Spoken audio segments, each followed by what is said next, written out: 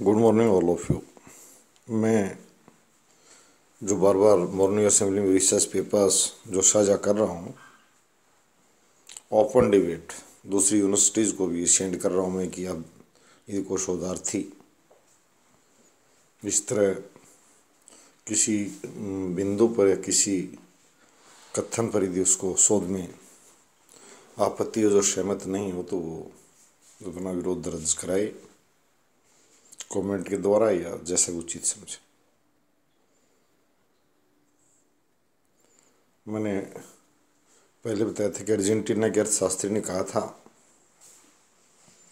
कि Latin American, African और Asian जो कंट्री हैं वो प्राकृतिक संपदा और धन धान्य से भरे हुए हैं, परंतु गरीबी से भरे हुए हैं और प्रशासकीय गुंडागर्दी से भरे हुए हैं। ये सोच था उनका कि एक सर्किल बना हुआ है, यहाँ से उपजा धन वहाँ पहुँच जाता है। यानी विकसित देशों के मामले में कहा था उसने कि भारत और पाकिस्तान, मिस्र, एशियन कंट्रीज जो हैं, भारत तो बहुत बड़े विशाल क्षेत्रफल वाला देश है, पाकिस्तान भी इंग्लैंड और फ्रांस दोनों संयुक्त रूप से जॉइंटली कहीं ज़्यादा बड़ा और रिच नेचुरल रिसोर्सेज वाला है। हम तो उससे भी बहुत काफ़ी आगे चले गए 10 गुना।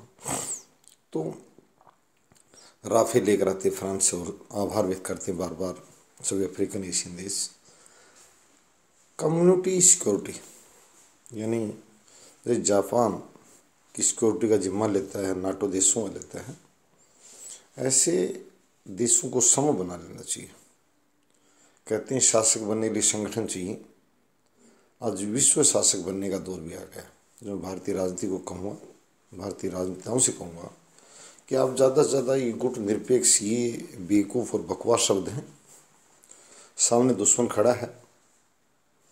कल भी कहा था कि जापान ने अमेरिकन सेना को कहा है, ट्रूप्स को, कि वहाँ ये बनी रहें, क्योंकि उत्तरी कोरिया और चीन जापान जैसी मजबूत इकोनॉमी, जो हमसे भी दुगनी बड़ी इकोनॉमी मानी जा रही है, वास्तविक में एक्सपेक्टेड की बात मैं नहीं कर रहा हूँ, तो वो देश भी खतरा मंडराता उसे देख रहा है, उस देश को भी। तो एक साझा सुरक्षा, साझा सेना बनाई जाए। यानी छोटे छोटे जो देश हैं वो बेकार में उनकी इकोनॉमी हैगा।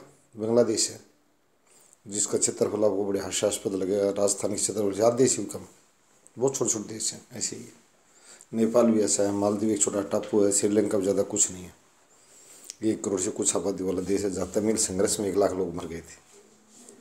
तो एक ग्रुप सिक्योरिटी सिस्टम डेवलप किया जाए। सरकारें ध्यान दें इस बात पर कि मजबूत बनने का मतलब है कि बड़े जो देश हैं, वो छोटे छोटे जो देश 200 नाम जो निकाल रखे हैं, इनको सुरक्षा ढांचा प्रदान करें और उनसे इनकी सेनाएं मजबूत होंगी और उनके पास कुछ पैसा बच पाएगा शिक्षा, स्वास्थ्य के लिए, विकास के लिए।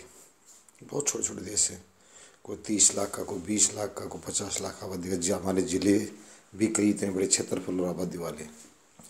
तो उन देशों से ही मैं पुरजोर प्रार्थना करूँगा कि इससे एक अच्छा ढांचा विकसित होगा विश्व में कि 3-4 ही राष्ट्रों के पास बड़ी सेनाएं बच जाएँ। वो जल्दी से टकराएंगे नहीं, वो दिखाएंगे सिर्फ उनको कि भाई बदमाशी की मेरे पास भी है, ऐसे होगा तो मेरे पास भी। तो एक साझा सुरक्षा तंत्र विकसित करने पर जोर दें राष्ट्र, ये काफ़ी लाभप्रद होगा। इतनी समझ विकसित करें। अमेरिका ने कुछ समय पहले नाटो के नाम से किया था, भारत भी छोटे देशों से इस तरह का सहयोग और समर्थन ले कि आपको सुरक्षा हम प्रदान करेंगे। यदि आप पर हमला करता तो हमला इस पूरे संगठन माना जाएगा, यानी उसकी रक्षा हम करेंगे। यदि कोई भी हमलावर जो होगा उसका प्रतिवाद हमारी सेनाएं की करेंगे। तो ये सिर्फ शांति मिशन के रूप में नहीं, क्योंकि अकेली शांति करने से काम चला नहीं। अगर विश्व संयुक्त राष्ट्र संघ शांति ढांचा खड़ा कर दे, उसी पर मैं जा रहा हूँ कि पहले ग्रुपिंग सिस्टम है, उसके बाद में उसका विलोपन की बात आएगी। आजकल मीडिएशन तभी होता है जब दोनों शक्तियाँ बराबर उलझें, दोनों को खतरा सताने लग जाए। जब तक एक को खतरा सताता, मीडिएशन होता ही नहीं। हालांकि मीडिएशन कंसेप्ट के व्यक्ति हैं, परंतु मीडिएशन तभी होगा जब ये लगेगा कि भारत की और रूस की, अमेरिका और चीन की जो सेनाएं बराबर शक्ति में खड़ी, तब मीडिएशन होगा। तब हथियार बेचेंगे किसको? हथियारों का जखीरा जखीरा इकट्ठा हुआ तब लोग मानेंगे कि हाँ, मौत के मुंह से निकलना है और शांति की स्थापना कर ली जाए। तो इससे गरीबी और गुंडागर्दी से मुक्ति मिलेगी छोटे देशों को। विश्व समुदाय, विश्व कल्याण की बात कहने से काम नहीं चलेगा, रास्ता दिखाना है। तो सभी कम्युनिटी सुरक्षा जो है, साझा सुरक्षा ग्रुप सिक्योरिटी सिस्टम जो है, उसको विकसित करने पर जोर दें। इससे देशों में भाईचारा बढ़ेगा। निश्चित रूप से जो उनके विकास के लिए काम करें, इसमें कोई दो राय नहीं है। तकनीकी रूप से शिक्षा के क्षेत्र में, अन्य क्षेत्रों में कार्य किया जाए, परंतु जो मुख्य मांग है, आवश्यकता है, वो उदासीनता और न्यूट्रलिटी की तो चल ही नहीं सकती आजकल।